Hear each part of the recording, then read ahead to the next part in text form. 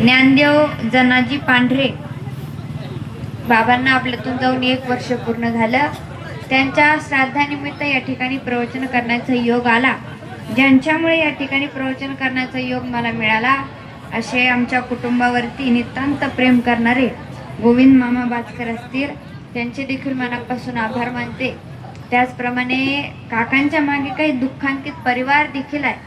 त्यामध्ये गंगा भागीरथी इंदुबाई ज्ञानदेव पांढरे पत्नी, संतोष ज्ञानदेव पांढरे मुलगा, तसेच आबासाहेब तुकाराम पांढरे पुतणे, संपत तुकाराम पांढरे पुतणे, तसेच हरिभाऊ तुकाराम पांढरे पुतणे, धनंजय संतोष पांढरे नातू, गंगा भागीरथी रुक्मिणी ज्ञानदेव पांढरे पत्नी, तसेच पारुबाई जनक गरदरे बहीण, त्याचप्रमाणे शोभा ज्ञानदेव शिंदे मुलगी, प्रियंका देवराम माने मुलगी, द्रौपदी भीमाजी शिंदे मुलगी, नलिनी दादासू कोळपे मुलगी।